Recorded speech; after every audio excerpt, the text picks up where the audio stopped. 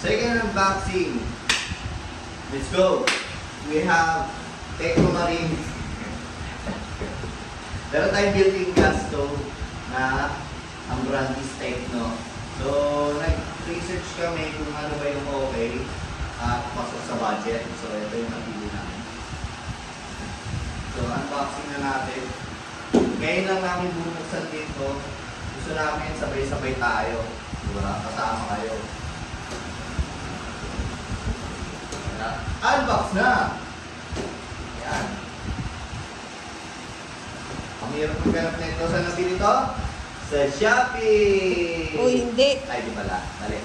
Sa Blue Up. Blue Up. Sa Blue Up? Ano yun? Lazada. Facebook! Lazada. Sa Lazada. Bibigay ko na lang din yung link. Kaya, i-check out nyo na lang guys ha. Rubber. Basta may tali. Tali ito. Burner. Burger. Burner. Meron tayong burger! Meron tayong burner. Burner ba tayo dito? Tapos iba yung materials niya. Cast iron yan. Mag-custom siya. Iron. Cast iron. Iron siya. Iron siya. So, ito lang naman yung nakalagay dito sa ibabaw.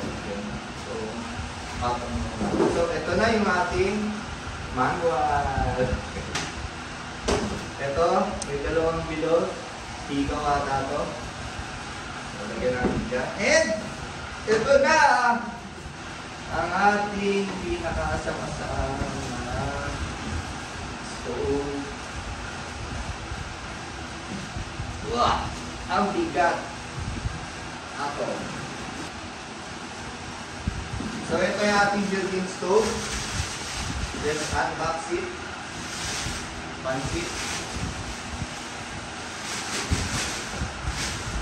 Ayan.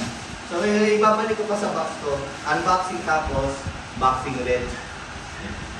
Ayan, pakita ko lang ninyo. Tapos try natin ipatong to. Para makita nyo ng buo yung Tecno natin na stove.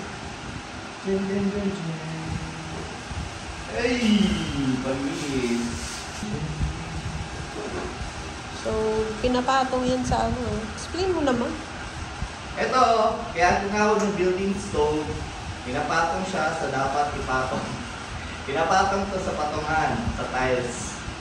Nakapatong to sa tiles. Tama? Sa Nakapatong ibabaw. sa tiles sa ibabaw, guys. So, kaya siya tinawag ng building stove. Ito yung bukasan, imbis na dito. Usually, dito yung nakikita natin. Ngayon, nasa ibabaw na siya. No? Ayan. So, napakaganda niya. Stainless, plain na plain. No? Baka may mga magtanong dyan, bakit hindi yung glass or yung fiber yung binili natin. Kasi nga, possible mabasag siya, hindi katulad nito. Safe lang siya. So, hindi kinakalawa, hindi nababagag. Kaya good sa goods to. Ilalagay ko sa description link yung ating link. Ayos ba dyan? So, ito ang ating unboxing number 2! Alright.